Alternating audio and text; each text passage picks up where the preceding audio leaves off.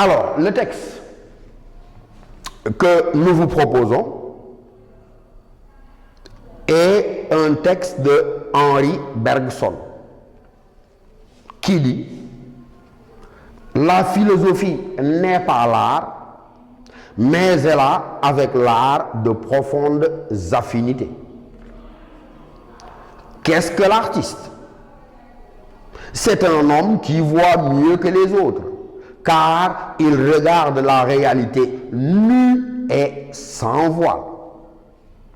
Voir avec des yeux de peintre, c'est voir mieux que le commun des mortels. Lorsque nous regardons un objet d'habitude, nous ne le voyons pas. Parce que ce que nous voyons, ce sont des conventions interposées entre l'objet et nous. Ce que nous voyons, ce sont des signes conventionnels qui nous permettent de reconnaître l'objet et de le distinguer pratiquement d'un autre pour la commodité de la vie.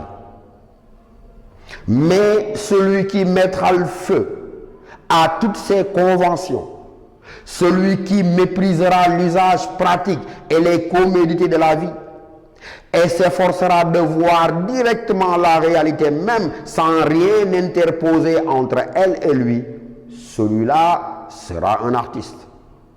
Mais ce sera aussi un philosophe, avec cette différence que la philosophie s'adresse moins aux objets extérieurs qu'à la vie intérieure de l'âme. Texte donc de Henri Bergson. Alors, ce texte-là, que vous voyez reproduit sur le tableau, on va d'abord, ensemble, révéler un peu ce qu'il dit, avant bien sûr de le prendre en charge sous la forme d'une introduction. La première phrase semble déjà résumer le propos de l'auteur, quand il dit: la philosophie n'est pas l'art, mais elle a avec l'art de profondes affinités.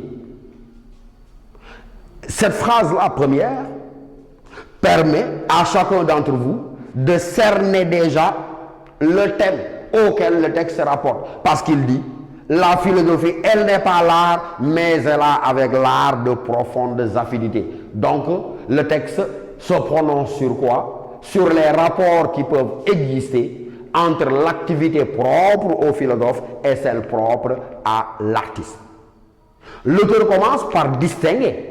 La philosophie n'est pas l'art, parce qu'il éviterait qu'on confonde la philosophie avec l'art. Ça veut dire que implicitement son projet ultérieur consistera à dire quelle parenté y a-t-il entre la philosophie avec l'art, quand bien même précise-t-il dès le départ, Henri Bergson, qu'on ne saurait la confondre la philosophie avec l'art. Et il commence par répondre à la question: mais qu'est-ce qu'un artiste?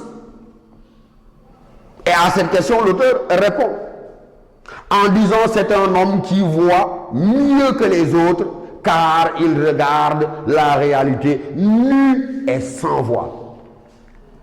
C'est important pour qu'on s'y arrête. Quand il dit l'artiste c'est un homme qui voit mieux que les autres, d'abord, pourquoi dirions-nous à Henri Bergson l'artiste voit mieux que nous? Le texte répond en disant: vous et moi nous regardons, mais nous regardons sans voir. Pourquoi nous regardons sans voir? Parce que de l'objet que nous regardons, nous ne saisissons que son utilité, et de l'objet que nous regardons, nous ne saisissons que son apparence extérieure. Et Bergson donc est en train de montrer que si vous et moi nous regardons tel objet et que nous ne le voyons pas, c'est que nous n'accédons pas directement à l'essence de cet objet, mais nous en tenons à sa surface, à son apparence extérieure, et surtout nous sommes piégés par l'utilité et les commodités de l'objet plutôt que par son sens profond.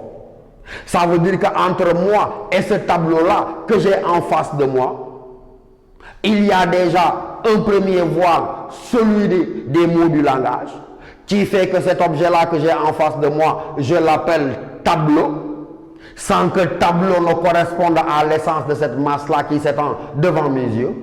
Et ensuite, j'ai tellement l'habitude de voir cet objet, j'ai tellement l'habitude de l'appeler tableau, qu'il y a longtemps que j'ai été pénétré de son sens et de sa signification profonde. C'est pourquoi il dit, l'artiste, lui, il regarde comment la réalité, il la regarde nue et sans voile. Ça veut dire quoi? L'artiste, il déchire les conventions, il déchire le voile qui s'interpose entre nous et la réalité pour coïncider avec l'essence intime et profonde des choses. Et l'auteur dit, au fond, ces conventions interposées entre nous et la réalité fait que ce que nous voyons, ce sont, dit-il, des signes, et je souligne avec vous, des signes conventionnels. Ça veut dire quoi? Ces signes me permettent de reconnaître cet objet et de le distinguer des autres. Mais ces signes-là sont un obstacle, une barrière qui m'empêche encore une fois de connaître au sens étymologique du terme l'objet que je suis en train de regarder. Et c'est pourquoi il dit, attention, qui est véritablement celui qui sera celui-là qu'on appellera artiste?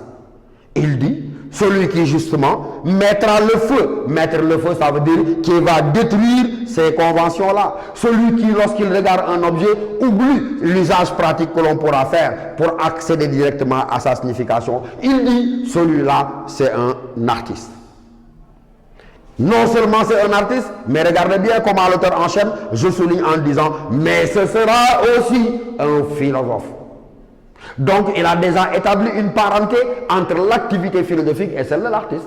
Il dit, celui qui regarde la réalité nue et sans voile, qui accède directement à l'essence des choses, oui, c'est un artiste, mais il dit Henri Bergson, oui, c'est un philosophe.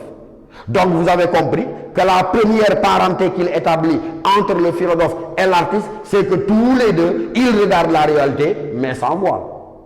Nous avons dit pourquoi l'artiste accède directement à la réalité, parce qu'il déchire et met le feu aux conventions et cherche à dire le signifié profond de l'objet, mais on vous a déjà dit que l'activité philosophique elle-même, dans son essence première, elle est une activité de dévoilement.